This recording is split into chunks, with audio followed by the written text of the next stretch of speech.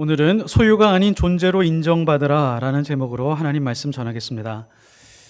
알렉산더 제국은 그리스 문명의 최고 전성기였습니다. 그리고 이 고대 그리스의 종교와 문화 그리고 학문들은 서양 문화의 뿌리가 되었습니다. 이 알렉산더라고 하는 대왕이 사망을 하고 나서 알렉산더가 다스리고 있었던 그 모든 그 지역들을 내등분하게 되었습니다. 왜냐하면 휘하에 4명의 부하가 있었는데 그 4명이 각각의 지역을 다스리게 되었기 때문입니다. 그 중에 팔레스타인 지방을 다스리고 있었던 왕이 있었는데 그 왕의 이름이 셀레우코스라고 하는 왕입니다. 이 왕의 아버지의 이름이 안티오쿠스인데요. 아버지의 이름을 따서 안디옥이라고 하는 도시를 16개 정도 건설을 했습니다. 성경에 나오고 있는 이 안디옥은 예루살렘 성으로 정북쪽으로 480km 떨어져 있는 그 지역에 위치해 있는 아주 큰 도시였습니다. 1939년에 터키 공화국, 그러니까 튀르키예 공화국에 편입이 되었고요. 지금은 안디옥이 안타키아라고 하는 그런 도시로 불려지고 있습니다. 우리가 보고 있는 이 성경 시대에 아주 세계의 가장 큰 도시가 있었는데 그 중에 하나가 로마이고요. 그 다음에 알렉산드리아라고 하는 도시가 있었고 아프리카 북부에 있었죠. 그리고 세 번째로 큰 도시가 바로 안디옥이라고 하는 도시였습니다. 이 안디옥은 문명화된 도시였고요. 로마 제국이 특별히 잘 다스리고 있는 그런 도시였습니다. 정치, 경제, 법률 이런 것이 로마의 시스템으로 다스려지고 있었고 정신적이고 문화적인 차원에서는 그리스의 신화, 종교, 철학 이런 역사 이런 것들로 잘 지배되고 있는 그런 도시였습니다. 로마가 다스리는 도시들은 정치 경제적으로 많이들 부강했었기 때문에 그 중에 안디옥이라고 하는 그런 도시도 물질의 풍요와 부유함이 있었습니다. 그래서 안디옥이라고 하는 도시에 로마의 부자들이 많이 모여들고 있었고요. 특별히 인구 분포로 보면 노예들이 많이 찾아오고 있었습니다. 왜냐하면 새롭게 건설하는 그 도시들은 대부분 노예들이 건설하고 있었기 때문에 많은 노예들을 징집을 했었고 전쟁에서 이겼을 때 그 지역에 있는 사람들을 많이 노예로 불러들였습니다. 이 안디옥이라고 하는 도시의 인구 분포를 보면 한 30에서 40% 정도가 로마 시민이자 노예의 주인들이었습니다. 그리고 한 60에서 70%가 노예들이었습니다. 그러니까 도시의 기본적인 인프라들을 운영하고 있는 사람들, 물론 로마의 시민들이지만 그거를 구체적으로 일하고 있는 사람들은 노예들이었습니다. 그래서 주인들은 돈도 많고 시간도 많이 있었습니다. 사람은 누구나 돈이 많고 시간이 많으면 많은 경우에 쾌락과 향락을 즐기는 일에 많은 시간들을 보내게 되죠. 안디옥도 그랬습니다. 그리스 로마 신화에 젖어 있는 이 문명의 도시, 이 안디옥이라고 하는 도시에 예수 그리스도의 복음이 들어간다라고 하는 것은 이거는 기적과 또 같은 일입니다. 놀라운 일이라고 할 수 있습니다. 그 지역을 다스리고 있는 지배자들은 지식으로 뛰어났고 부유하기도 했고 사회적으로 굉장히 지배자의 계층으로 있는 그런 사람들이었고 또 그리고 나머지 대부분의 사람들이 노예였기 때문에 지배자들은 공허함과 그리고 쾌락을 즐기면서 무료한 삶을 살아가고 있었고 노예들은 이 폭행과 억압 속에서 어려운 삶을 살아가고 있었습니다. 그 틈에 예수 그리스도의 복음이 들어가기 시작을 했고 예수 믿는 사람들이 3명, 4명, 10명, 20명 점점점 믿고 또 그들의 모임이 이어지기 시작을 했습니다. 술의 신 바쿠스가 주는 풍요로움과 그리고 여신 님프의 그 여신들이 주고 있는 쾌락과 향락에는 별로 관심을 가지고 있지 않은 사람들이 계속해서 늘어가기 시작을 했습니다. 안디옥에 있는 사람들이 자기들의 삶의 방식이 있고 즐기는 방식이 있는데 335 모이기 시작했고 10명, 20명, 30명 혹은 수많은 사람들이 모여서 예배드리고 살아가는 삶의 방식들을 보니까 안디옥 도시에 살고 있는 사람들이 좀 의아했습니다. 저 사람들이 모이는 그런 모습들을 지켜보기 시작을 했습니다. 저 사람들의 삶의 방식이 우리하고 다르네? 그러면서 분류를 하기 시작을 했는데, 로마에 있는 삶의 모습과 로마 시민들의 삶의 모습과 달랐습니다. 그래서 로마 시민이라고 말하기도 어려웠고, 유대인들이 몇 명 섞여 있는 것 같았는데 그 유대인들을 보니까 유대인들의 삶의 방식과도 또 달랐습니다. 그 모임의 사람들의 구성원을 보니까 주인이 있고 노예들도 함께 모여서 먹고 마시는 모습을 보게 되는 것입니다. 저 사람들 이상하다. 어떻게 주인과 노예가 함께 만나서 먹고 마시면서 기뻐하고 즐거워할 수가 있지? 그리고 유대인들과 헬라인들이 함께 모여서 예배드리고 먹고 마시는 것입니다. 그 장면을 보니까 그것도 의아했습니다. 유대인들이라고 하는 그 종족들은 이방인들을 거부하고 이방인들을 하찮게 취급하는 사람들인데 어떻게 저렇게 즐거워하면서 섬길 수가 있지? 백인과 흑인, 그리고 부유한 자들과 가난한 자들이 전혀 서스름 없이, 전혀 열등감이나 우월감 없이 모여서 함께 먹고 마시고 베풀고 사랑하는 모습이 신선한 충격이었습니다. 안디옥 교회가 처음 모일 때의 모습은 딱 두 가지밖에 없습니다. 하나는 바나바가 남겨놓은 말씀이죠. 주와 함께 머물러 있으라 라고 하는 그 권면 하나 붙들고 있었고, 또 하나는 바나바와 사울이라고 하는 사람이 오더니 1년 동안 열심히 주의 말씀, 복음을 가르쳤을 뿐이었습니다. 그 이외에 아무것도 없었습니다. 일반 안디옥 사람들이 궁금했습니다. 무엇이 저 사람들을 모이게 하고 어떻게 저런 모습으로 이루어질 수 있는가라고 하면서 관심을 가지고 보니까 단 한 가지밖에 없었습니다. 단 한 가지 초점이 뚜렷하게 드러나는 것입니다. 그 초점이 바로 예수 그리스도였습니다. 그래서 안디옥 교회의 교인들이 스스로 자신들을 그리스도인으로 말하고 있었던 것이 아니라, 다른 사람들이 보기에 저 사람들은 그리스도 외에는 아무것으로도 설명할 수 없는 사람들이구나 라고 하면서 붙여준 이름이 그리스도인이었습니다. 처음에는 조롱하는 어투로 불렀었겠죠. 그런데 한편으로 그들의 심리를 잘 들여다보면 쾌락의 도시에서 생명답게 사는 모습을 보고 부러워하는 심리도 깔려 있었습니다. 그러니까 잘 살펴보면 오늘 말씀에서 없는 부분이 하나가 있는데, 안디옥 교회에 있는 사람들, 이 사람들은 1년 동안은 적어도 자기들이 예수를 믿고 있다는 것을 세상에 나가서 굳이 드러내거나 알리려고 하지 않았다는 것을 알 수 있습니다. 그냥 다만 밖에 있던 사람들이 이 사람들을 바라보면서 저 사람들은 그리스도인이야 라고 그렇게 명명해 주었습니다. 그러니까 그리스도인이라고 하는 이 단어는 교인들이 스스로 교회 안에서 지어서 불렀었던 이름이 아니고, 외부에 있는 사람들이 그들의 살아가는 삶을 바라보고 붙여주었었던 그런 이름입니다. 그러니까 여기서 굉장히 중요한 것은 세상 사람들이 예수 믿는 사람들을 보면서 그리스도인이라고 붙여주었었던 그 이름 안에 평가가 숨어 있습니다. 어떤 평가가 숨어 있을까요? 안디옥에 있는 사람들이 살아가고 있는 그 삶의 방식은 물질을 소유하는 것이고, 누가 더 많이 노예를 소유하면서 얼마나 쾌락과 향락을 즐기며 살아갈 수 있는지가 가장 중요한 사람들이었는데, 예수를 따라가는 저 사람들 보니까 물질의 소유가 그렇게 의미가 없었습니다. 많은 물질을 소유한 사람들은 저 모임에 가면 나누는 사람들이 되어버렸습니다. 가난한 사람들이 저 모임 안에 들어가면 무언가 혜택을 받는 그런 모임이 되었었던 것입니다. 이 땅에서 쾌락과 향락, 성적인 기쁨을 누리는 것에 대해서는 전혀 관심이 없는 사람들, 그러니까 오히려 세상 사람들이 평가하되 저 사람들을 소유로 평가한 것이 아니라 존재로 평가해 주었던 것입니다. 저 사람들에게 가장 중요한 것은 소유의 가치가 아니라 존재의 가치구나 라고 하는 것을 그 명명한 이름을 통해서 알 수 있습니다. 더 중요한 것이 하나가 있죠.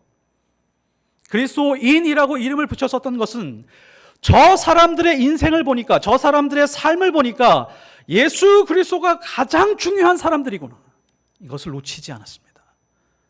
오히려 세상 사람들이 보기에 예수 그리스도와의 관계와 뗄 수 없는 존재들, 그들에게 예수가 얼마나 중요한 존재인지를 세상 사람들이 알게 되었다라고 하는 것을 이 말씀을 통해서 보여주고 있습니다.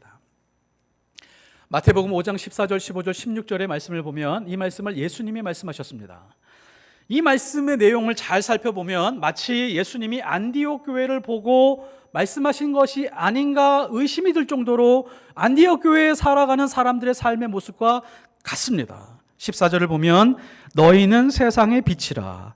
산 위에 있는 동네가 숨겨지지 못할 것이요. 예수님이 지금 이렇게 설명하고 있는 것입니다. 저쪽 산 위에 어떤 동네가 있다. 그러니까 예수님의 시선과 이 이야기를 듣는 사람들의 시선이 저 동네와 멀리 떨어져 있습니다. 그러니까 저 동네를 바라보고 이야기를 하는데 저 동네에는 불빛이 있다. 그 불빛이 비춰지고 있다라고 그렇게 말씀하고 있습니다. 그 사람들이 저렇게 밝게 빛나는 동네에서 살고 있다. 예수님이 그렇게 말씀하고 있는데 저 빛이 숨겨지지 못할 것이다 라고 말씀합니다. 왜 숨겨지지 못할까요? 왜 숨겨지지 못하냐면 새어나오는 불빛 때문에 그렇습니다. 저 동네에 있는 사람들이 후라시를 들고 밖으로 나와서 어두운 곳에 비치면서 이것이 빛입니다 말하고 있는 것이 아니라 저 동네에 있는 사람들이 그냥 모여서 빛을 서로 주고받고 있을 뿐인데 그 새어나오는 빛 때문에 그 빛이 어두운 곳으로 비춰지고 있는 것입니다. 그리고 15절로 들어가게 되면 이제 그 시선이 갑자기 어떤 집 안으로 들어가게 되는 것을 볼 수 있습니다. 사람이 등불을 켜서 말 아래 두지 아니하고 등경 위에 두나니 이러므로 집안 모든 사람들에게 빛이 느니라. 이 집 안에 있는 사람들은 어떻게 살고 있는가를 봤더니 불빛이 있으면 구석에 두는 것이 아니라 가장 높은 곳에 두어 그 방에 있는 모든 사람들에게 동일하게 빛이 비춰질 수 있도록 그렇게 위치해 놓고 살고 있더라 라고 그렇게 말씀하고 있는 것입니다. 이 말씀의 뜻이 이겁니다. 예수님의 말씀이 있는데 이 말씀이 어느 한 구석에 그렇게 제외되거나 혹은 밀려나 있는 것이 아니라 가장 중요한 위치에 올라가서 그 말씀을 모든 사람이 듣고 가장 귀중한 것으로 받아들여서 모든 사람들에게 가르쳐지고 그 말씀이 들려져서 그 말씀을 사모하는 사람들이 모여 있다는 것입니다. 그리고 그 말씀 때문에 그 방 안에 있는 모든 사람들이 서로 사랑하는 모습들이 있었다라고 하는 것이죠. 이것이 바로 이런 겁니다. 바나바가 안디옥 교회에 있는 사람들에게 주와 함께 머물러 있으라 라고 하는 이 말씀을 전해 주었는데 안디옥 교회에 있는 사람들은 가장 중요한 분을 주님 예수 그리스도로 삼고 그 주님의 말씀을 인생의 가장 중요한 우선순위로 삼아서 함께 머물다라고 하는 것은 그 말씀의 빛 아래 서로가 유대인이건 헬라이건 부자이건 가난하건 잘생겼건 못생겼건 어떠한 조건에 상관없이 함께 머물며 서로 사랑하는 가운데 있었다라고 하는 뜻과 같습니다. 16절에 보면 다시 그 동네와 멀리 떨어져 있는 세상으로 나가게 됩니다. 16절에 보면 이같이 너희 빛이 사람 앞에 비치게 하여 그들로 너희 착한 행실을 보고 하늘에 계신 너희 하나님께 영광을 돌리게 하라. 너희 빛, 이와 같이라고 하는 이 말씀은 위에 있는 동네에 사는 사람들과 같이 너희의 빛이 너희가 예수 그리스도의 말씀, 예수 그리스도의 그 십자가 사랑을 서로 주고받는 그 사랑의 빛이 세상에 비치게 하여 하나님께 영광을 돌리게 하라는 것입니다. 여기서 착한 행실이라고 하는 것은 가장 먼저는 세상에 나가서 어떤 불쌍한 사람들을 먼저 도와주는 착한 행실이라기보다는 예수 그리스도의 빛 아래 모여 있는 사람들끼리 서로 주고받고 용서하고 섬겨주고 기다려주고 인내하면서 드러나게 되는 그런 빛, 그리고 그런 착한 행실이라고 하는 것입니다. 그래서 다시 14절로 순환이 됩니다. 너희는 세상의 빛이라. 산 위에 있는 동네가 숨겨지지 못할 것이요. 마치 안디옥 교회가 이런 패턴으로 살아갔었던 사람들의 모습과도 같습니다. 그래서 안디옥 교회의 그리스도인들이 지금 우리가 교회 안에서 생활하고 있는 그리스도인들의 모델이 되고, 그리고 교회의 모델이 되는 것입니다. 여기서 가장 중요한 질문을 하나 드리도록 하겠습니다. 그러니까 안디옥에서 사는 사람들, 안디옥에 있는 수많은 도시 사람들이 예수를 믿는 사람들, 이 예수를 믿는 사람들을 평가하고 인정할 때 이렇게 인정했는지 한번 살펴보십시오. 성적으로 타락하지 않고 쾌락과 향락을 즐기지 않으며 절제하고 진실하고 정직한 삶을 살아서 그리스도인이라고 하는 이름을 붙여주었다. O일까요? X일까요? O일까요? X일까요? X입니다. 도덕성과 윤리성이 기준이 되어 그것이 그리스도인이냐 아니냐로 판단한다라고 하는 것은 하찮은 기준입니다. 안디옥에 있는 사람들도 그렇게 판단하지 않았습니다. 그러면 무엇이 기준이 되었다는 것이죠? 안디옥에 있는 사람들을 보고 무엇을 기준으로 그 사람들을 평가했으며 그 사람들은 무엇을 기준으로 기뻐하며 자기 인생을 살아가게 되었을까요? 그 기준이 바로 예수 그리스도입니다. 예수 그리스도가 내 안에 들어와 있고 나의 주인이 되며 내 인생의 유일한 등불이 되는 그 분이 내 인생을 다스리고 내 인생의 모든 것이기 때문에 내가 착한 행실을 하며 내가 거짓말하지 않고 쾌락과 향락을 즐기지 않게 된 것입니다. 기독교라는 종교를 믿으면서 나의 의지로 나는 착하게 살아야지, 혹은 나는 쾌락과 향락을 즐기지 말아야지, 어떤 의지가 발동을 해서 어떤 것을 완성해 가는 것이 아니라 예수가 내 안에 있기 때문입니다. 그래서 안디옥에 있는 많은 사람들은 안디옥 교인들에 대해서 이 그리스도인이라고 표현하는 것은 완전히 새로운 종족, 완전히 새로운 족속으로 표현하고 있는 것입니다. 그래서 특별한 명칭입니다. 저 사람들 보니까 어떠한 민족에게도 영향을 받지 않는 사람들, 어떠한 권력과 어떠한 힘과 돈에 의해서도 영향을 받지 않는 사람들이구나. 단 하나, 예수 그리스도에게만 영향을 받는 사람들이구나 라고 하는 평가를 안디옥에 있는 사람들이 내려주었었던 것입니다. 예수가 없으면 의롭지도 않고 거룩하지도 않고 깨끗하지도 않고 세상에서 가장 위대한 것을 소유한다라고 할지라도 그 인생에서는 반드시 부패한 냄새가 풍겨나게 될 것입니다. 우리도 그리스도인입니다. 우리는 처음에 예수를 믿을 때 이렇게 시작합니다. 못 고칠 질병으로 신음하고 계십니까? 주님께 나오십시오. 사업에 실패하고 근심과 걱정 속에 잠을 못 이루고 계십니까? 주님께 나오십시오. 혼자서 풀지 못할 고민 속에 계십니까? 주님께 나오십시오. 슬픔과 절망 속에 계십니까? 주님께 나오십시오. 그래서 많은 사람들이 주님께 나왔습니다. 많은 사람들이 주님께서 고쳐주시고 해결해 주시는 것을 경험했습니다. 맞습니다. 우리도 그런 간증은 한두 개 가지고 있습니다. 그런데 불행한 것은 많은 사람들이 예수님이 역사하시고 예수님이 우리에게 많은 은혜를 부어주셔서 지금 이만큼 살게 됐고 이제 예배드리고 예수님 안에서 믿고 그리스도인으로 살고 있다라고 말을 하면서 그 다음의 목표가 무엇인지를 모르고 갈등하고 방황하고 있습니다. 그 다음의 목표가 대부분의 그리스도인들이 성공이거나 행복이거나 이 땅에서 잘 사는 것이 그리스도인들의 목표일 때가 많이 있습니다. 만일에 그것이 우리 인생의 목표라고 한다면 그것만큼 하나님을 모독하는 것이 없습니다. 여기서 멈추어 있다면 십자가가 없어도 되는 사람처럼 살아가게 됩니다. 그 사람들이 착하게 살고 있지만 법이 없어도 잘 사는 것 같이 보이지만 예수 없어도 별로 문제가 없는 인생처럼 살아가게 됩니다. 이보다 더 기독교에 반대되는 것은 없습니다.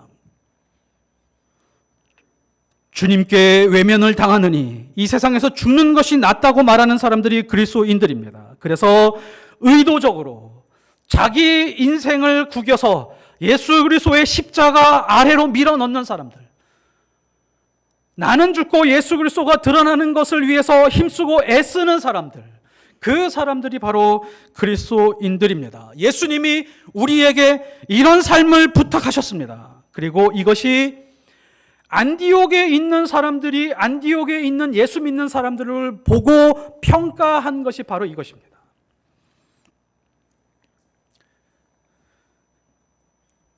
예수님은 존귀하신 분입니다. 예수님이 존귀하신 것처럼 그리스도인들도 존귀한 자들입니다. 존귀한 자들은 그냥 그렇게 평가만 받는 사람들이 아니라 존귀한 사람들이 살아가는 삶의 방식이 있습니다. 이사야서 32장 8절의 말씀. 존귀한 자는 존귀한 일을 계획하나니 그는 항상 존귀한 일에 서리라. 존귀한 자는 존귀한 상태로 머물러 있는 것이 아니라 존귀한 일을 계획하고 존귀한 일이 있다면 그 편에 가서 서서 그것에서 지키고 있으면서 하나님께 기도하고 예배하는 자들이라는 것입니다. 안디옥 교회 교인들이 그랬습니다. 흉년이 들었습니다. 예루살렘 교회가 어려워졌습니다. 안디옥 교회에 있는 사람들이 부자가 얼마나 있었을까요? 거의 대부분 노예들이었습니다. 이 사람들이 돈을 모아서 구제금을 모아서 바나바와 사울의 손에 들려서 지금 우리의 모교회 예루살렘 교회가 힘겨움에 빠져 있는데 우리의 돈이라도 힘이 되었으면 좋겠습니다 라고 하고 예루살렘 교회에 보냅니다. 힘겨운 사람들이 어디에 있는지, 무엇을 하고 있는지 그들의 마음을 공감하고 같이 아파하고 있는 모습, 이 사람들의 모습이 바로 존귀한 자들의 모습이고, 존귀한 일을 계획하여 존귀한 일을 하기 위해서 그곳에서 행동하고 있는 사람들, 이 사람들이 안디옥 교회에 있는 사람들이었습니다. 안디옥 교회에 있는 사람들 대부분 이방인 사람들이었기 때문에 유대인들이 자기들을 얼마나 경멸하고 있는지를 잘 알고 있습니다. 그거와 상관없었습니다. 예루살렘 교회에 있는 대부분의 사람들이 유대인들이었는데 그것과 상관없었습니다. 저들도 우리의 형제요, 어려움과 곤란과 아픔에 빠져 있기 때문에 우리가 돕는 것이 마땅합니다 라고 하면서 급히 모아서 구제금을 전달했었던 것입니다. 그리스도인이 소유로 인정받는 것은 부끄러운 일입니다. 그리스도인은 존재로 인정받는 사람들입니다. 안디옥 교회의 그리스도인들은 예수 그리스도의 말씀으로 살아가고 서로를 섬기며 사랑의 빛을 비추는 사람들이었습니다. 그들의 인생은 절대로 소유로 완성되지 않았습니다. 관계로 완성되었습니다. 그래서 나에게 생명을 주신 그 예수 그리스도를 위해서라면 행복을 포기할 수도 있고, 주 예수 그리스도를 위해서라면 언제든지 자기의 생명도 꺼내놓을 수 있는 사람들, 그 사람들이 안디옥 교회 사람들이고 그것을 우리에게도 요구하고 있으며 그것이 우리의 모습이 되기를 위해서 우리는 간절히 하나님 앞에 예배하고 기도하는 사람들이 되어야 됩니다. 주를 믿는 자다운 자리에 들어가십시오. 그리스도인다운 삶의 모습의 자리로 들어가서 예배하십시오. 힘들고 어렵고 많이 손해보는 것처럼 보일 수 있습니다. 그러나 그 자리에 들어가야 우리 인생에 진정한 기적이 있고 빼앗길 수 없는 사랑이 있으며 만족할 만한 승리를 경험할 수 있습니다. 이것 이상으로 한 약속이 성경에 없습니다. 이것이 가장 위대한 약속입니다. 예수 안에서 소유가 아니라 존재로 인정받으며 존귀한 인생을 살아가시기를 예수 그리스도 이름으로 축복합니다.